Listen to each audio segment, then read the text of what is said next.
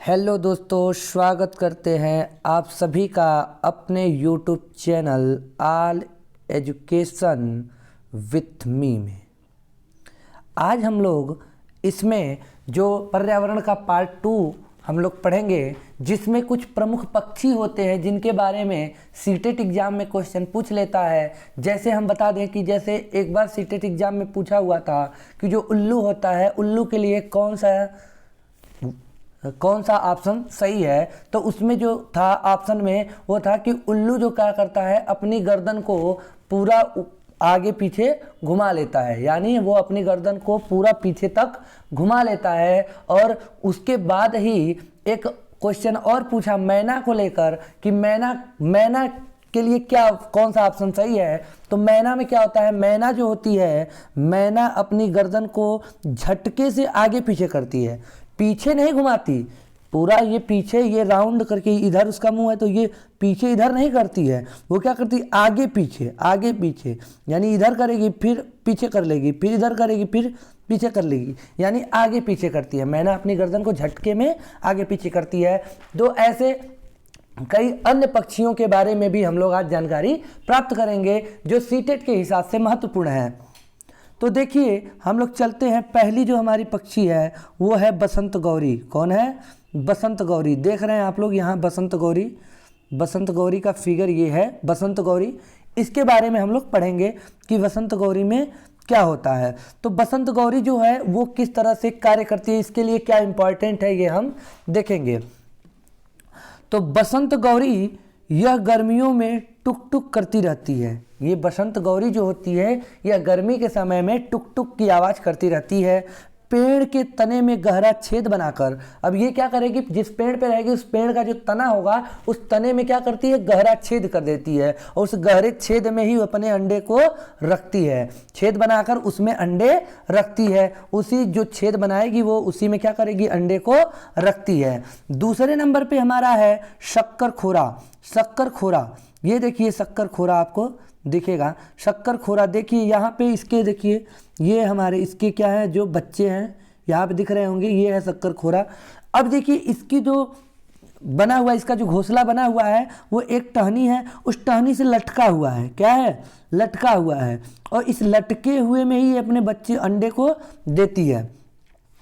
तो यहाँ पे देखिए बोला भी है कि शक्कर खोरा किसी छोटे पेड़ या झाड़ी की डाली पर अपना लटकता हुआ घोंसला बनाती है। अभी मैंने यहाँ पे बताया कि ये देखिए ये जो है यहाँ पर लटकता हुआ घोंसला ये बनाई हुई है, यानी ये हमेशा क्या करती है, किसी टहनी से, जैसे हमारी ये कोई टहनी है, या कोई ऐसे मान लीजिए झाड़ी कोई रहेगी, इससे क्या करेगा, लटकता हुआ घोंसला अपना बना देगा। क्या करेगी, लटकता हुआ घोंसला ये अपनी पक्षी बना देगा। कौन? शक्कर खोरा। सेकेंड पॉइंट इसका क्या है कि इसका घोंसला बाल, मकड़ी के जाले, पत्ती, टहनी, बारीक घास, सूखे पत्ते, रुई, पेड़ की छाल के टुकड़े और कपड़ों के चीथड़ों से बना होता है। ये याद रखिएगा, ये इस चीज को याद रखिएगा कि क्या होते हैं, इनके घोंसले में कपड़ों के चीथड़े भी पाए जाते हैं। ये जो हमारा शक्कर खोरा है, शक्कर खोरा, इसकी जो इनका जो घोंसला होता है उसके घोंसले में कपड़ों के चीथड़े भी पाए जाते हैं। यह क्वेश्चन पूछा हुआ है कि कौन से पक्षी के घोंसले में कपड़ों के चीथड़े पाए जाते हैं, तो वो है शक्कर खोरा। नेक्स्ट हम लोग चलते हैं, नेक्स्ट हमारी है दर्जनी चिड़िया।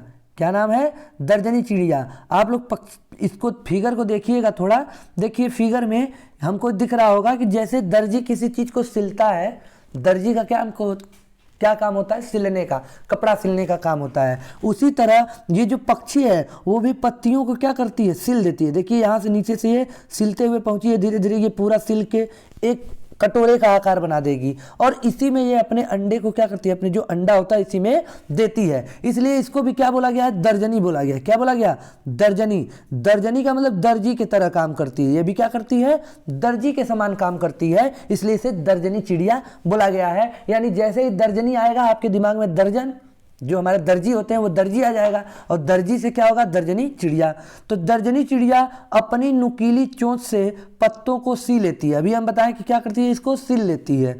और उसमें एक थैली सी बना लेती है। उसे क्या करती है, एक थैली के आकार का बना लेती है और उसी में अंडा देती है। तो इस दर्जनी चिड़िया में क्या महत्वपूर्ण है कि यह क्या करती है, ये अपनी नुकीली चोंच से पत्तों को सिल लेती है, इसलिए इसे एक दर्जनी चिड़िया कहा गया है। और इसी थैली नुमा जो आकृति बनाता है, इसी में अपने जो अंडे होते हैं उनको देती है। उसके बाद हम बात करेंगे चील, बाज और गिद्ध, तीनों को हम एक साथ देखेंगे, चील, बाज और गिद्ध। तो चील, बाज और गिद्ध, चील, बाज और गिद्ध 4 गुना अधिक दूर तक देख पाते हैं। ये क्या करते हैं, 4 गुना अधिक, हम जितना देखेंगे उससे 4 गुना अधिक दूरी ये क्या करते हैं, देख पाते हैं। चील की पूंछ खांचे वाली होती है, जैसे पूंछ ऐसे है, ये उसकी पूंछ रहेगी जैसे टेल, तो इस पे क्या होगा, खांचा बना होगा। कैसा खांचा बना होगा, तो इसकी जो पूंछ होती है वो खांचे वाली होती है। नेक्स्ट है गिद्ध मरे हुए जानवरों को खाकर जगह साफ कर देती है, इसलिए इसे पर्यावरण का मित्र भी कहा जाता है। गिद्ध को पर्यावरण का मित्र भी कहा जाता है। ये क्या करती है, एक अपघटक है, यानी ये क्या करती है, मरे हुए जानवरों को खाकर जगह को साफ कर देती है और पर्यावरण प्रदूषित नहीं होता और आकाश से ऊंचाई पर उड़ता है। यानी इसको देखिए, अभी हम बताएं कि हमसे 4 गुना अधिक दूरी देख सकता है, इसलिए ये ऊंचाई पर उड़ते हुए भी जमीन पर पड़े हुए जो इसके भोजन है उसको वो क्या करता है, देख लेता है। यानी उसके भोजन कौन है, मरे हुए जानवर, उनको वो ऊपर से ही देख लेता है, हमेशा आकाश में ऊंचाई पर उड़ते रहते हैं। उसके बाद हम लोग देखेंगे नर वीवर पक्षी। क्या देखेंगे, नर वीवर पक्षी। तो नर वीवर पक्षी, जो वीवर पक्षी होता है इसमें एक नर होता है, एक क्या होता है, मादा। इसमें एक नर होता है, एक होती है मादा। तो जो नर वीवर पक्षी अपने अपने घोंसले बनाते हैं, जो नर वीवर होंगे सब नर वीवर क्या करेंगे, अपना अपना घोंसला, ये एक घोंसला यहाँ पे, ये क्या अपना घोंसला बना देगा, ये अपना घोंसला, यहाँ घोंसला, ऐसे ये क्या करते हैं, नर वीवर पक्षी घोंसला बनाते हैं। और जो मादा वीवर होती है, जो मादा वीवर होती है उन सभी घोंसलों को देखती है। वो क्या करती है, उस सभी जो नर वीवर घोंसला बनाए, यहाँ जाएगी, यहाँ जाएगी, यहाँ जाएगी, फिर यहाँ आएगी, फिर यहाँ आएगी, यानी इसको क्या करेगी, ये देखेगी, घूम घूम कर देखेगी और उसमें से जो घोंसला सबसे ज़्यादा पसंद आता है उसको, यानी जो घोंसला उसको सबसे ज़्यादा पसंद आता है उसी में वो क्या करती है, अंडे देती है। उसी घोंसले में ये क्या करती है, अंडे। यानी नर वीवर पक्षी केवल घोंसला बनाने का काम करता है और जो मादा वीवर होती है वो मादा वीवर क्या करती है, उस घोंसलों को घूम घूम कर देखती है और जो घोंसला उसे पसंद आता है उसी में अंडे देती है। नेक्स्ट हम देखते हैं फाख्ता, जो कि देखने में तो कबूतर की तरह दिखता है, कभी कभी हमारे घर के आसपास भी आ जाता है तो कबूतर जैसा ही प्रतीत होता है, लोग कबूतर ही मान लेते हैं, लेकिन ये क्या है, फाख्ता। देख लीजिए, इसका देखे होंगे आप लोग अपने अगल बगल कभी इसको। तो ये है फाख्ता। फाख्ता कैक्टस यानी जो कटीले होते हैं, कांटों के बीच या मेहंदी की मेढ़, मेढ़ मतलब जो उसकी झाड़ी की तरह संरचना, मेहंदी क्या होता है, झाड़ी नुमा होता है, तो उसकी मेढ़ यानी जो बीच वाला भाग होगा, बीच में अपना घोंसला बनाती है, उसी में ये क्या करते हैं, अपने घोंसले को बनाते हैं। कौन, जो हमारे फाख्ता हैं। अभी हम ऊपर बात किए थे शुरू में ही उल्लू और मैना के बारे में, तो उल्लू और मैना के बारे में हम देखिए, यहाँ पे एक ही फैक्ट है जो एग्जाम में पूछा जाता है, उल्लू। तो उल्लू के बारे में क्या पूछता है, उल्लू के बारे में ऑप्शन में यही मिलेगा कि उल्लू अपनी गर्दन पीछे तक घुमा सकता है, अर्थात यहाँ उसकी गर्दन है तो वो ऐसे पूरा राउंड करके यहाँ आ जाएगा, या इधर से राउंड करके पीछे तक आ जाएगा, ठीक। यानी ये पूरे अपने गर्दन को क्या करेगा, पीछे घुमा लेता है, ऐसे पीछे घुमा लेता है पूरा। लेकिन मैना क्या करती है, मैना झटके से अपनी गर्दन आगे पीछे, अर्थात पहले इधर करेगी फिर इधर, यानी झटके में पहले आगे की ओर फिर पीछे की ओर, आगे पीछे, आगे पीछे, आगे पीछे, यानी झटके में आगे पीछे कर लेती है। पूर्ण रूप से राउंड नहीं करती, पूर्ण रूप से राउंड नहीं करती, केवल आगे पीछे करती है, ठीक है। ये हमारे 2 फैक्ट हैं, यहाँ से क्वेश्चन आता है और लोग गलती कर देते हैं, गर्दन पीछे घूमता है और आगे पीछे होता है, इसमें तो आगे पीछे झटके में जब होगा तो वो मैना, जब आगे पीछे झटके में होगा तो वो कौन करेगी, वो करेगी मैना। और उल्लू जो है वो क्या करता है, पीछे अपनी गर्दन को घुमा लेता है, बस। अब आगे हम लोग देखेंगे, आगे हमारा जो है वो है कलचीड़ी। कलचीड़ी, इसको आप लोग देखे होंगे, जब हम लोग जो किसान हैं, किसान अपने खेत में जब जुताई कराते हैं उस समय ये पक्षी देखने को मिल जाते हैं और ये क्या करते हैं, कीड़े मकोड़े खाकर ही रहते हैं। ये क्या करते हैं, कीड़े मकोड़े को ही खाकर रहते हैं। ये क्या करती हैं, जो कलचिड़ियाँ पत्थरों के बीच अपना घोंसला बनाती हैं। जो कलचिड़ियाँ हैं ये क्या करती हैं, घोंसले में अपने जो घोंसले होते हैं वो कहाँ बनाती हैं, पत्थरों के बीच में बनाती हैं। और इनके घोंसले में पौधे की नाजुक टहनी, जड़ें, ऊन, बाल, रुई क्या होते हैं, ऊन, बाल, रुई, और जो नाजुक टहनियाँ होंगी, जो जड़ होते हैं पेड़ के, वो ऊन होगा, बाल होगा, रुई, इन सबको क्या करती हैं, बिछा रहता है इनके में। इनकी जो घोंसले होते हैं उनमें ये नीचे बिछा होता है। यह छोटे कीड़े खाती हैं। अभी हम बताएंगे जब हमारा जुताई होता है खेत का तो उसमें जो कीड़े होते हैं उन कीड़ों को ये क्या करती हैं, खा जाती हैं। तो ये क्या करती हैं, छोटे कीड़ों को खाती हैं। इनकी चोंच अंदर से लाल होती है, यानी ये जो इनका चोंच है वो अंदर की तरफ से क्या होगा, लाल। बाहर से हमें तो ब्राउन या फिर ब्लैक दिखेगा, लेकिन जो अंदर से इनका भाग होता है वो कैसा होता है, लाल होता है। ठीक है। अब देखिए कौवा को लोग बड़ा बेकार समझते हैं, लेकिन कौवा के बारे में आज पढ़ेंगे कि ये कितना दयालु होता है। कौवा कितना दयालु होता है। जैसे देखिए जो कौवा होता है, कौवे के घोंसले में लोहे के तार और लकड़ी की टहनियाँ जैसी चीज़ें भी होती हैं। जो कौवे के घोंसले में लोहे के तार हैं और लकड़ी की जो टहनियाँ हैं, ऐसी चीज़ें उसमें देखने को मिलती है। कौवा पेड़ की ऊंची डाल पर घोंसला बनाता है, यानी जो जिसको बोलते हैं पुनगी, तो पुनगी पे ये क्या करता है, अपना घोंसला बनाता है। और देखिए जो पक्षी होते हैं वो अपना घोंसला बनाते हैं, इतने बढ़िया तरीके से बनाते हैं कि कितनी भी आंधी आए, तूफान आए, ये इनका घोंसला गिरता नहीं है। और देखिए हम क्या बोले कि जो कौवा होता है बड़ा दयालु होता है। तो देखिए नेक्स्ट लाइन उसी कौवे की दयालुता पे है कि कोयल अपना घोंसला नहीं बनाती। कोयल कभी अपना घोंसला नहीं बनाती, वह कौवे के घोंसले में अंडे देती हैं। यानी वो कौवे के ही घोंसले में अपने अंडे को देती हैं। कौन, कोयल। अब देखिए दूसरे के घर में जाके अगर दुष्ट आदमी रहता, दुष्ट अगर पक्षी रहता कौवा, तो वो क्या करता, उसके अंडे को फोड़ देता, लेकिन वो ऐसा नहीं करता है। कौवा अपने अंडों के साथ साथ कोयल के अंडों को भी सेता है। यह अपने घोंसले के साथ अपने जो बच्चे उनके जो अंडे होते हैं, कौवा का जो अंडा होता है उसके साथ साथ वो कोयल के अंडों को भी क्या करता है, से देता है। और उसमें से फिर क्या होते हैं, पक्षी, छोटे छोटे पक्षी निकलकर बाहर आ जाते हैं। अब नेक्स्ट हमारा है गौरैया। गौरैया आप लोग देखते होंगे, लोग कहते हैं कि गौरैया अगर घर में हो तो बड़ा शुभ माना जाता है। क्यों भैया, गौरैया घर में रहती है, लेकिन उसका रहने का कारण क्या है कि जो गौरैया होती है, गौरैया अलमारी के ऊपर या फिर आईने के पीछे अपना घोंसला बनाती है। यानी तो अलमारी और आईना कहाँ मिलेगा, घर के अंदर मिलेगा। तो गौरैया कहाँ रहेगी, तो यही घर में ही रहेगी। और ये घर में हमारी जो अलमारी है और जो आईना होता है, इसके अलमारी के ऊपर और आईने के पीछे अपना घोंसला बनाती है। आगे हमारे है कबूतर। जो कबूतर होता है, कबूतर पुराने मकान या खंडहर में घोंसला बनाते हैं। जैसे आप लोग पिक्चर में देखे होंगे, जो पुरानी खंडहर होती है, जो पुराने महल होते हैं, उसमें कभी बहुत दिन के बाद अगर कोई जाता है, दरवाजा खुलता है तो देखते हैं खूब कबूतर उसमें से उड़ने लगते हैं।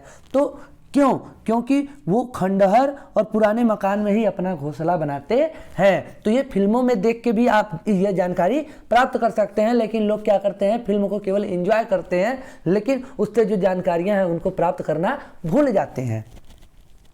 अब आगे हम लोग देखेंगे भारत के वन्य जीव अभ्यारण्य। यहाँ यानी कि कुछ ऐसे वन्य जीव अभ्यारण्य बनाए गए हैं जहां पर जो हमारे अभ्यारण्य में उन जंतुओं को रखा जा रहा है जो धीरे धीरे क्या हो रहे हैं, विलुप्त हो रहे हैं, या जिनकी सुरक्षा की जा रही है इस अभ्यारण्य में। तो इसमें जो प्रमुख अभ्यारण्य हैं उनके बारे में हम लोग डिस्कस करेंगे। और एक अभ्यारण्य का वीडियो जिसमें पूरे अभ्यारण्य कितने हैं, कितने राष्ट्रीय उद्यान हैं, इन सब का एक डिटेल क्लास लिया जाएगा। आज अभी हम सीटेट का एग्जाम हमारे पास आ गया है, इसलिए मैराथन के रूप में हम लोग इसको देखते चल रहे हैं। तो यहाँ पे कुछ प्रमुख वन्यजीव अभ्यारण्य और उद्यान के बारे में हम लोग बात करेंगे। जैसे पहला हमारा है जिम कॉर्बेट राष्ट्रीय उद्यान। पहला कौन है, जिम कॉर्बेट राष्ट्रीय उद्यान। तो जिम कॉर्बेट राष्ट्रीय उद्यान कहाँ पे है, तो उत्तराखंड में है। उत्तराखंड में कौन है, तो जिम कॉर्बेट उद्यान। जिम कॉर्बेट उद्यान बहुत ही महत्वपूर्ण है। तो जिम कॉर्बेट उद्यान कहाँ पर है, उत्तराखंड में है। उत्तराखंड में है। इसके बारे में हम लोग कुछ थोड़ा जानते हैं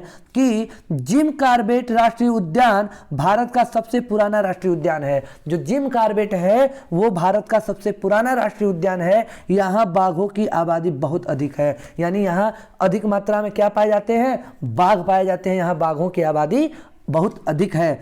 अब इसके बाद हम लोग देखेंगे, इसके बाद हम लोग आते हैं गिर राष्ट्रीय उद्यान पे। गिर राष्ट्रीय उद्यान जो कि गुजरात में है। गिर राष्ट्रीय उद्यान कहाँ पर है? गुजरात में है, जो एशियाई सिंहों के लिए प्रसिद्ध है। एशियाई सिंहों के लिए प्रसिद्ध है। तो देखिए, गिर वन संरक्षित क्षेत्र की स्थापना 1913 में एशियाई सिंहों के लिए बचे हुए सबसे बड़े समूह को संरक्षण प्रदान करने के लिए की गई है, कि जो हमारे एशियाई सिंह बचे हैं उनका संरक्षण किया जाए, उनको बचाया जाए। इसके लिए इस उद्यान की स्थापना कब की गई? 1913 में की गई थी। और गिर वन राष्ट्रीय उद्यान वाघ संरक्षित क्षेत्र है, जो एशियाई बब्बर शेर के लिए विश्व प्रसिद्ध है। यहाँ पे जो बब्बर शेर होते हैं, एशियाई बब्बर शेर, उनको संरक्षण दिया जाता है, सुरक्षित उनको रखा गया है। कहाँ पे? गिर राष्ट्रीय उद्यान में। नेक्स्ट हमारा है दुधवा राष्ट्रीय उद्यान। दुधवा राष्ट्रीय उद्यान हमारा उत्तर प्रदेश में है। दुधवा राष्ट्रीय उद्यान उत्तर प्रदेश में है। तो यह उत्तर प्रदेश का सबसे बड़ा एवं समृद्ध जैव विविधता वाला क्षेत्र है। ये क्या है? उत्तर प्रदेश का सबसे बड़ा एवं समृद्ध जैव विविधता वाला क्षेत्र है। यह राष्ट्रीय उद्यान बाघ और बारहसिंघा के लिए प्रसिद्ध है। किसके लिए? बाघ और बारहसिंघा के लिए प्रसिद्ध है। कौन? दुधवा राष्ट्रीय उद्यान। दुधवा राष्ट्रीय उद्यान हमारा बाघ के लिए और किसके लिए? बारहसिंघा के लिए प्रसिद्ध है। अब इसी में एक उत्तर प्रदेश में एक आता है जो कभी कभी पूछ लेता है, चंद्रप्रभा जो हमारे हैं चंद्रप्रभा वन्य जीव अभ्यारण्य। चंद्रप्रभा वन्य जीव अभ्यारण्य जो कि चंदौली में स्थित है। कहाँ है? उत्तर प्रदेश के चंदौली जिले में ये स्थित है, चंद्रप्रभा वन्य जीव अभ्यारण्य। आगे हम देखेंगे बांदीपुर राष्ट्रीय उद्यान। तो बांदीपुर राष्ट्रीय उद्यान कर्नाटक में स्थित है। बांदीपुर राष्ट्रीय उद्यान कहाँ है? कर्नाटक में है। यह भारत का सबसे बड़ा जीवमंडल रिजर्व कहा जाता है। यह भारत का सबसे बड़ा जीवमंडल रिजर्व, यानी अत्यधिक जीव यहाँ पर पाए जाते हैं, जीवमंडल रिजर्व कहा जाता है। यह प्रोजेक्ट टाइगर के तहत सन 1973 में एक टाइगर रिजर्व के रूप में स्थापित किया गया था। यह प्रोजेक्ट टाइगर रिजर्व के रूप में क्या किया गया था? 1973 में स्थापित किया गया था। आगे हम देखेंगे काजीरंगा राष्ट्रीय उद्यान। काजीरंगा राष्ट्रीय उद्यान हमारा कहाँ है? तो काजीरंगा जो राष्ट्रीय उद्यान है वह हमारा असम में है। काजीरंगा राष्ट्रीय उद्यान कहाँ पे है? तो असम में है। तो काजीरंगा राष्ट्रीय उद्यान एक सींग वाले गैंडों के सबसे अधिक आबादी के लिए प्रसिद्ध है। यानी अगर आपसे पूछे एक सींग वाला गैंडा कहाँ पाया जाता है, तो वो काजीरंगा राष्ट्रीय उद्यान में पाया जाता है। एक सींग वाला गैंडा कहाँ पाया जाता है? तो काजीरंगा राष्ट्रीय उद्यान में पाया जाता है। यह जो काजीरंगा राष्ट्रीय उद्यान है वो एक सींग वाले गैंडे के लिए ही प्रसिद्ध है। इस राष्ट्रीय पार्क को 1985 में विश्व विरासत स्थल के रूप में घोषित किया गया था। यानी ये क्या है? विश्व की विरासत है। इसको कब घोषित किया गया? 1985 में। और इस पार्क को भारतीय बाघों का घर भी कहा जाता है। ये जो हमारा काजीरंगा राष्ट्रीय उद्यान है इसे बाघों का घर भी कहा जाता है। किसका घर? बाघ का घर कहा जाता है। बाघों का घर किसे कहा गया है? तो काजीरंगा राष्ट्रीय उद्यान को कहा गया है। नेक्स्ट हमारा है बांधवागढ़ राष्ट्रीय उद्यान। बांधवागढ़ राष्ट्रीय उद्यान जो कि मध्य प्रदेश में स्थित है। कहाँ पर है? मध्य प्रदेश में स्थित है। बांधवगढ़ अभ्यारण्य मध्य प्रदेश का सबसे प्रसिद्ध राष्ट्रीय उद्यान में से एक है। यानी जो हमारे बहुत से मध्य प्रदेश है वहाँ पे सबसे अधिक अभ्यारण्य पाए जाते हैं, उद्यान पाए जाते हैं, जिनमें से सबसे प्रसिद्ध जो है वह है बांधवगढ़ जो अभ्यारण्य है। इसे 1968 में राष्ट्रीय उद्यान घोषित किया गया था। 1968 ईस्वी में इसे क्या किया गया था? राष्ट्रीय उद्यान घोषित कर दिया गया था। बांधवगढ़ अभ्यारण्य बाघों के लिए प्रसिद्ध है। ये जो बांधवगढ़ अभ्यारण्य है वो किसके लिए है? बाघों के लिए प्रसिद्ध है। आगे हम लोग देखेंगे, आगे हम कुछ देखेंगे अब कुछ ऐसे पॉइंट को हम एक एक पॉइंट को समझेंगे जहां से सीटेट एग्जाम में क्वेश्चन पूछ लेता है कि देश में सबसे छोटा राष्ट्रीय पार्क तो वो कहां पे है? छोटा राष्ट्रीय पार्क उसका नाम है साउथ बटन। क्या नाम है? साउथ बटन, जो कि अंडमान निकोबार में है। देश का सबसे छोटा राष्ट्रीय पार्क तो उसे हम कहेंगे साउथ बटन, जो कि कहाँ पे अंडमान निकोबार में है। देश में सबसे बड़ा राष्ट्रीय पार्क हिमिस, जो कि लद्दाख में स्थित है। देश का सबसे छोटा साउथ बटन, जो कि अंडमान निकोबार में, और देश का सबसे बड़ा राष्ट्रीय पार्क है हिमिस, जो कि लद्दाख में स्थित है। यह भारत में सबसे अधिक ऊंचाई पर स्थित राष्ट्रीय उद्यान है। ये भारत में जो हमारे पहाड़ है, पहाड़ी क्षेत्र है, उसकी ऊंचाई पे बना है, इसलिए सबसे ऊंचाई पर स्थित राष्ट्रीय उद्यान भी कौन है? हिमिस है। हिम मतलब हिम कहाँ पड़ेगा? तो बर्फ जो हमारा हिम है वो पहाड़ी क्षेत्र में होगा, पहाड़ी क्षेत्र का ऊंचाई पे होता है, इसलिए हिमिस कहाँ हो जाएगा? सबसे ऊंचाई पर स्थित राष्ट्रीय उद्यान हो जाएगा। ठीक है, आगे हम देखते हैं पहला बाघ अभ्यारण्य कहाँ पे है? राजस्थान में है, जिसका नाम क्या है? सरिस्का। क्या नाम है? सरिस्का। जो पहला बाघ अभ्यारण्य है वो है सरिस्का, जो राजस्थान में है। कहाँ पे है? राजस्थान में है। भारत में सबसे ज्यादा राष्ट्रीय उद्यान मध्य प्रदेश में पाए जाते हैं। ऊपर भी हम बताए थे कि यहाँ जो मध्य प्रदेश है, यहाँ पर सबसे अधिक राष्ट्रीय उद्यान पाए जाते हैं। उसके बाद देश का सबसे बड़ा बाघ अभ्यारण्य, जहां पर सबसे ज्यादा बाघ को रखा जाता है, वो है नागार्जुन सागर। नागार्जुन सागर, जो कि कहाँ उपस्थित है? आंध्र प्रदेश में। यानी आंध्र प्रदेश के नागार्जुन सागर, जो आंध्र प्रदेश में एक नागार्जुन सागर है, जहाँ पर सबसे बड़ा अभ्यारण्य है। किसके लिए? बाघ का अभ्यारण्य। अब आते हैं विश्व का एकमात्र तैरता हुआ पार्क, यानी तैरता हुआ जो पार्क है वो कैसा दिखे? हमें महसूस होता है तैरता हुआ, जो कि कहाँ है? मणिपुर में, और उसका नाम क्या है? केबुल लामजाओ। केबुल लामजाओ राष्ट्रीय उद्यान, जो कि तैरता हुआ है, वो भी विश्व में का नंबर 1 है तैरता हुआ राष्ट्रीय पार्क, जिसका नाम है केबुल लामजाओ राष्ट्रीय उद्यान, जो कि कहाँ स्थित है? मणिपुर में स्थित है। और भारत में सबसे ज्यादा वन्य जीव अभ्यारण्य अंडमान निकोबार में है। और अगर भारत की बात की जाए तो सबसे ज्यादा जो जीव अभ्यारण्य है वो अंडमान निकोबार द्वीप समूह जो है वहां पर पाए जाते हैं।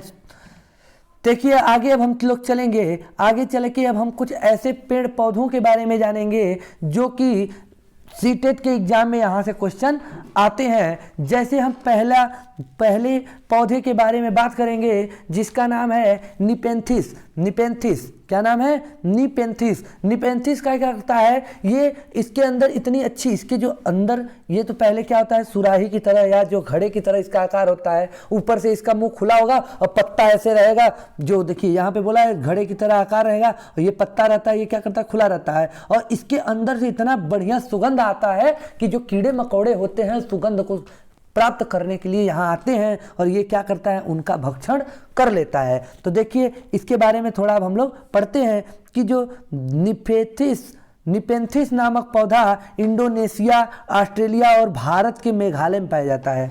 कहाँ कहाँ पाया जाता है? इंडोनेशिया में, ऑस्ट्रेलिया में, और भारत के अंदर कहाँ? मेघालय में पाया जाता है। यह पौधा कीड़े मकोड़े और छोटे जीवों का शिकार करता है। ये क्या करता है? छोटे मोटे कीड़ों और छोटे जीवों का शिकार करता है। कैसे करता है? तो अभी हम बताया, उसको देखिए नीचे बताया भी है कि यह पौधा लंबे घड़े जैसा दिखाई देता है। अभी हम ऊपर बताए थे, दिखाए थे कि यह घड़े के आकार का होता है, जिसके ऊपर पत्ती का ढक्कन लगा होता है। हम बताएं वहाँ समझाएं कि पत्ती का ढक्कन लगा होता है और इसमें से खुशबू निकलती है। इसमें से क्या होती है? खुशबू निकलती है, जिसकी वजह से कीड़े मकोड़े उसके अंदर फंस जाते हैं। वो खुशबू को लेने के लिए आते हैं, लेकिन क्या उनको पता होता है कि हमारा खुशबू के चक्कर में हमारा जनाजा निकल जाएगा, और खुशबू के चक्कर में उनका जनाजा निकल जाता है, और अंदर ही वो क्या होते हैं?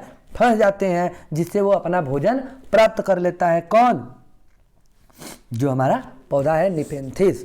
अब आगे निपेंथिस पौधे को घटपर्णी पौधा कहते हैं। घटपर्णी मतलब ये छोटे छोटे जो पक्षी कीड़े मकोड़े उनको घटक जाते हैं, इसलिए इसको क्या बोला गया? घटपर्णी पौधा भी कहा जाता है। आगे हम देखेंगे कि जो बरगद होता है, बरगद के बारे में भी क्वेश्चन ऐसा है कि बरगद जो होता है, बरगद के लिए आप लोग फैक्ट जानते होंगे कि उसमें से जो देखेंगे कि हमारा टहनी से उसकी जो डालियां होती हैं, उस डालियों से लटका लटका हुआ जो हमारा भाग होता है, जो रस्सी नुमा, वो क्या होती है, जड़ें होती हैं। वो उसकी क्या होती हैं, जड़ें होती हैं, जिसे अपस्थानिक जड़ों के नाम से भी जाना जाता है, या स्तंभ जड़ के नाम से भी जाना जाता है। आप कक्षा 12 में जब या कक्षा 11 में पढ़े होंगे बायोलॉजी से, तो वहाँ पे जड़ों के प्रकार के बारे में पढ़े होंगे, मूसला जड़ें, अपस्थानिक जड़ें। तो अपस्थानिक जड़ों में जो स्तंभ जड़ें होती हैं वो इसी बरगद के अंतर्गत बरगद में पाई जाती हैं। ठीक है, तो बरगद के पेड़ की लटकन उसकी जड़ होती है, जो लटका हुआ भाग होता है रस्सी नुमा, वो क्या होती है, उसकी जड़ें होती हैं। ये टहनियों से निकलती हैं और बढ़ते बढ़ते जमीन के अंदर चली जाती हैं। ये क्या होती हैं, टहनियों से निकलती हैं और लटकते लटकते कहाँ चली जाएंगी। जैसे यहाँ से ये पेड़ है, ये जमीन है, और यहाँ से इसकी ये टहनी है, टहनी, तो ये क्या होंगी, टहनियों से लटकेंगी और कुछ समय बाद इस क्या होंगी, जमीन के अंदर चली जाती हैं, जो क्या करती है, इस पेड़ वृक्ष को सहारा प्रदान कर देती हैं, और ये ज़्यादा दिनों तक क्या होता है, इसीलिए इसकी आयु भी अधिक होती है। जो बरगद होते हैं उन सबकी आयु भी अधिक हो जाती है। ठीक है, अब देखिए इसके बाद हम लोग बात करेंगे बरगद के बाद ये देखिए, अभी हम यहाँ बता भी दिए थे कि यह जड़ें मजबूत खंभों की तरह पेड़ को सहारा देती हैं। हम बताएं, रेगिस्तान ओक एक ये पेड़ है, रेगिस्तान ओक, जिसकी लंबाई जो लगभग 11 से 12 फीट तक होती है। देखिए अब इसके अंदर पढ़ते हैं क्या क्या चीज़ें इसके अंदर फैक्ट है कि ऑस्ट्रेलिया में रेगिस्तान ओक पेड़ पाया जाता है। जो रेगिस्तान ओक पेड़ है वो कहाँ पाया जाता है, ऑस्ट्रेलिया में पाया जाता है, जिसकी ऊंचाई 11 से 12 फीट होती है। जिसकी ऊंचाई कितनी होती है, 11 से 12 फीट होती है, और इसकी पत्तियां बहुत कम होती हैं। इनमें जो पत्तियां, इसकी जो पत्ती होती है बहुत कम होती है। इसकी जड़ें, ये मोस्ट इंपॉर्टेंट है, यहाँ से क्वेश्चन ऑप्शन में मिल जाएगा कि हमारा जो रेगिस्तानी ओक है उसके लिए क्या सही है। तो देखिए यहाँ से ऑप्शन मिल जाएगा कि इसकी जड़ें जमीन के अंदर 250 से 300 फीट तक जाती हैं, जब तक पानी तक ना पहुंच जाएं। यानी ये जब तक पानी तक नहीं पहुंच जाएंगी तब तक ये जड़ें वृद्धि करती रहेंगी, इसीलिए ये 350 से 300 फीट तक होती हैं। यह पानी पेड़ के तने में जमा हो जाता है, और ये जो पानी जड़ें सोखती हैं नीचे से, जमीन के अंदर से अवशोषित करती हैं, वो अपने तने में क्या करती हैं, एकत्रित करती हैं। तो क्या होता है, जब जिस इलाके में पेड़ होगा उधर जब कभी पानी की कमी होगी, तो जो लोग होते हैं वहाँ के रहने वाले लोग हैं, वो उस तने में पाइप डालकर, छेद करके पाइप डाल के उसमें से पानी निकाल भी लेते हैं अपने पीने के लिए। ठीक है, तो देखिए यहाँ बोला भी है कि जब कभी इस इलाके में पानी नहीं होता है या पानी की कमी पड़ जाती है, तो वहाँ के लोग इसके तने के अंदर पतला पाइप डालकर पानी निकाल लेते हैं। ठीक है, आगे अब हम लोग बात करते हैं जंगल के बारे में। जंगल तो आप लोग बहुत सुने होंगे, जंगल के बारे में आप लोग बहुत जानकारी प्राप्त किए होंगे, हमको पता है, लेकिन कुछ ऐसे फैक्ट हैं जो कि जान लेना बहुत ज़रूरी है। अगर आप जानते हैं तो यहाँ रिवीजन कर लीजिएगा कि जंगल अधिकार कानून, क्या बोला कि जो जंगल अधिकार कानून है, जंगल अधिकार कानून 2007 के अनुसार जो लोग 25 सालों से जंगल में एक जगह पर रह रहे हैं, जो 25 साल से एक ही जगह पर रह रहे हैं, तो यह कानून उन्हें अधिकार देता है कि वह इस जगह पर जो चाहें उगा सकते हैं। वो अब उस जंगली क्षेत्र में जो चाहें वो उगा सकते हैं, उन्हें हटाया नहीं जाएगा, उन्हें उससे रोका नहीं जाएगा। और सेकेंड चीज़ क्या है कि जंगल का संरक्षण वहाँ की ग्राम सभा करती है। जैसे जिस ग्राम सभा में वो जंगल पड़ेगा उसके संरक्षण का काम भी कौन करेगी, वह ग्राम सभा ही करती है। खानों की खुदाई और बांधों का निर्माण करने से जंगल खत्म हो जा रहे हैं। यानी जब हम जो हमारे खनन हम करते हैं, तो खानों की खुदाई और बांधों के निर्माण से हमारे ये जंगल धीरे धीरे क्या हो रहे हैं, खत्म होते जा रहे हैं। ठीक है, तो ये भी हमारा क्वेश्चन आया हुआ है कि जंगल पर आपत्ति आने का कारण, तो ये ऑप्शन में था कि खानों की खुदाई और बांधों का निर्माण, ये इससे क्या हो रहे हैं, जंगल खत्म होते जा रहे हैं। ये ऑप्शन में था, ये आप लोग देख सकते हैं प्रीवियस ईयर के क्वेश्चन में। अब आते हैं हम लोग कृषि, जो कि हमारे देश में सबसे अधिक की जाती है। और क्योंकि हमारा ये देश ही कृषि प्रधान देश है, जिसे सोने की चिड़िया कहा जाता था, क्यों? फसल उत्पादन के लिए। तो यहाँ पे हम कृषि के बारे में जानेंगे कि कृषि जो है एक प्राथमिक क्रिया है फसलों, फलों, सब्जी, फूलों को उगाना, और पशुधन पालन इसमें शामिल है, यानी इसमें पशुपालन भी शामिल है। कृषि में ही पशुपालन भी शामिल कर दिया गया है। विश्व में 50% लोग कृषि से संबंधित क्रियाओं में संलग्न हैं, यानी 50% लोग क्या कर रहे हैं? कृषि कर रहे हैं। भारत की 2/3 जनसंख्या, यानी भारत की 2/3 जनसंख्या क्या कर रही है? कृषि पर निर्भर है। अब तक वो कृषि पर ही निर्भर है। अगर उनसे ये अभी देखिए किसान आंदोलन हुआ था, कितने किसान पहुंचे थे वहाँ पे? पहुंचे थे ना? क्यों? क्योंकि उन कृषि पे उनका जीवन यापन था। अगर वो कृषि सही ढंग से नहीं कर पाएंगे, उनको सही से उनका मुआवजा नहीं मिलेगा, तो कैसे काम करेंगे? इसके लिए उन्होंने आंदोलन किया था। ठीक है, यानी वो 2/3 जनसंख्या अब कृषि पर ही अभी भी निर्भर है। आगे हम पढ़ेंगे कि जिस भूमि पर फसलें उगाई जाती हैं कृषिगत भूमि कहलाती है, यानी जिस भूमि पर हम फसलों का उत्पादन करते हैं उसे हम क्या कहते हैं? कृषिगत भूमि कहते हैं। और जिस पर नहीं उगता, हम कोई खेती नहीं कर पाते, वो बंजर भूमि कही जाती है। एक ही प्रकार की फसल उगाने से और कई केमिकल्स को यूज करने से ज़मीन बंजर हो जाती है। यानी हम अगर केमिकल का यूज करने लगे, खूब केमिकल यूज करने लगे, तो उसके अंदर के जो खनिज लवण है वो क्या होते हैं? समाप्त हो जाते हैं, जिससे क्या होती है? ज़मीन हमारी बंजर हो जाती है, वो उपजाऊ नहीं रह जाती है। एग्रीकल्चर, कुछ ऐसे इंपॉर्टेंट फैक्ट हैं जिनके बारे में भी हम लोग पढ़ते चलेंगे कि एग्रीकल्चर, जिसे हम कृषि कहते हैं, मृदा की जुताई, फसलों को उगाना और पशुपालन का विज्ञान एवं कला है। जो एग्रीकल्चर या जो कृषि है वो क्या है? मृदा की जुताई, फसलों को उगाना और पशुपालन का विज्ञान एवं कला है। इसे खेती भी कहते हैं। इसी कृषि को हम क्या कहते हैं? खेती भी कहते हैं। और आगे हम देखेंगे सेरीकल्चर अर्थात रेशम उत्पादन। तो रेशम के कीटों का वाणिज्यिक पालन, यानी इसका कीट, जो हमारे रेशम के कीड़े होते हैं, इनका पालन किया जाता है। यह कृषक की आय में पूरक हो जाता है, यानी यह भी क्या करता है? कृषक, जो किसान है, उनकी आय को बढ़ाता है। कौन? रेशम उत्पादन जो होता है, रेशम के कीड़े का जो पालन हम लोग करते हैं। फिर आता है पीसी कल्चर, यानी मत्स्य पालन, यानी जो मछली पालन है। तो विशेष रूप से निर्मित तालाबों और पोखरों में मत्स्य पालन, यानी लोग क्या करते हैं? जो गंगा नदी में या अन्य नदी तालाब में तो होते हैं, लेकिन कुछ लोग क्या करते हैं? अपना तालाब और पोखरा बनवा कर भी उसमें मत्स्य पालन करते हैं। और इसको भी कृषि के क्षेत्र में रखा गया है, क्योंकि इससे भी किसान अपना जीवन यापन कर रहे हैं। उसके बाद आता है विटीकल्चर, जिसे बोलते हैं द्राक्षा कृषि, यानी अंगूरों की खेती। यानी अंगूरों की खेती जो होती है उसको हम क्या बोलते हैं? विटीकल्चर या द्राक्षा कृषि कहते हैं। अब आते हैं हार्टिकल्चर, यानी उद्यान कृषि। वाणिज्यिक उद्योग के लिए सब्जियों, फूलों और फलों का उगाना, यानी हम क्या? वाणिज्यिक उपयोग, यानी अपने व्यापार के लिए हम क्या करते हैं? जो सब्जी, फूल और फल को उगाते हैं उसी को हम क्या बोलेंगे? हार्टिकल्चर या उद्यान कृषि कहते हैं। अब आते हैं, जो हम कृषि करेंगे उस कृषि के लिए आवश्यकता होगी बीजों की, तो उस बीज के बारे में पढ़ेंगे कि बीज जो होते हैं वो किस प्रकार से संरक्षित करके रखे जाते हैं, या बीज का महत्व क्या है, कौन से अच्छे बीज होते हैं, उसको हम कैसे पहचानेंगे, इन सभी के बारे में हम यहाँ जानेंगे। तो बीज को प्राचीन समय में जो हमारे पहले के लोग थे वो क्या करते थे? सूखी लौकी में रखकर उस पर मिट्टी का लेप लगा देते थे। सूखी लौकी, जो लौकी सूख गई, उसके अंदर से उसका बीज निकाल कर, अब जो बीज उसको सुरक्षित रखना, उस बीज को उसमें रख के ऊपर से क्या करते हैं? मिट्टी का लेप कर देते हैं। और नीम की पत्तियां इन्हें कीड़ों से बचाती है। और उनमें क्या करते हैं? जो बीज होते हैं बीज के साथ नीम की पत्ती डाल देते हैं, जिससे वो कीड़ों से बचते हैं।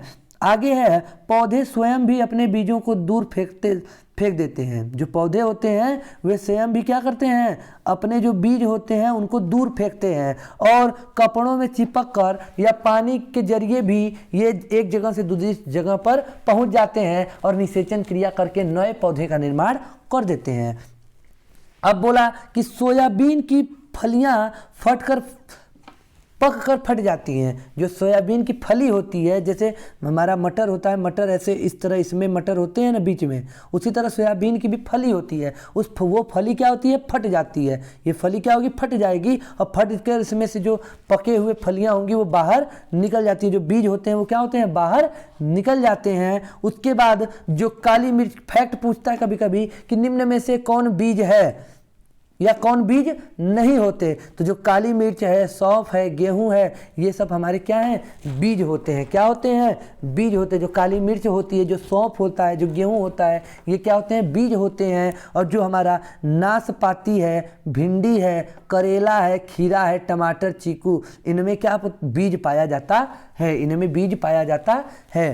कभी लोग ध्यान नहीं देते हैं, लेकिन भिंडी और करेला में तो लगभग सभी लोग देख लेते हैं, खीरा में भी, टमाटर में, चीकू में नहीं दिख पाता जल्दी, और नाशपाती में नहीं दिख पाता, इसलिए इन सब में भी क्या होता है, बीज पाया जाता है, यानी बीज होता है। अब बोल रहा है कि मिट्टी में गोबर मिलाने से मिट्टी में कीड़ा नहीं लगता, यानी कि अगर हम मिट्टी, अगर हमारी जैसे कृषि योग्य भूमि है, उसमें अब हम क्या करेंगे, अगर गोबर मिला दें तो खाद का तो काम करेगा ही करेगा, लेकिन वो उसमें कीड़ा भी नहीं लगने देता, मिट्टी में कीड़े भी नहीं पनपने देता गोबर।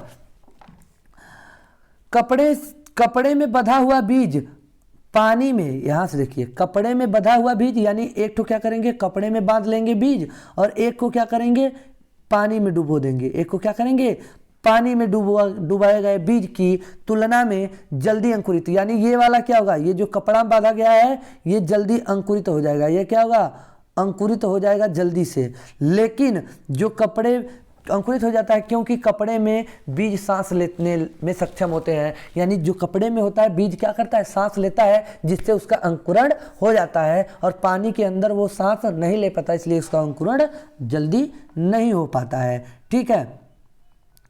अब यदि बीज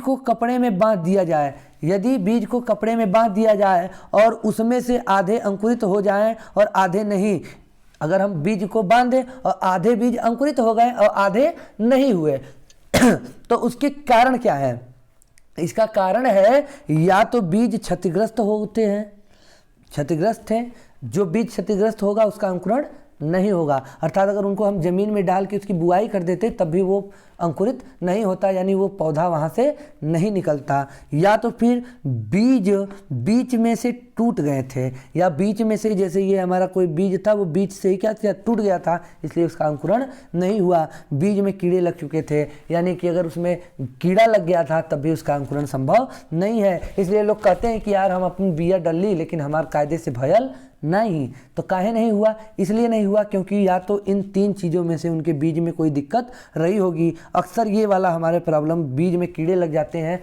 हमें पता नहीं चलता, और उनकी अगर हम बुआई कर देते हैं तो हमारा क्या होता है, ख़राब हो जाता है, फसल बेकार हो जाता है। ठीक है, तो आज के लिए इतना ही। अब नेक्स्ट वीडियो में हम लोग पार्ट 3 में देखेंगे कि हमारे जो फल होते हैं वो फल की क्या खासियत है। धन्यवाद।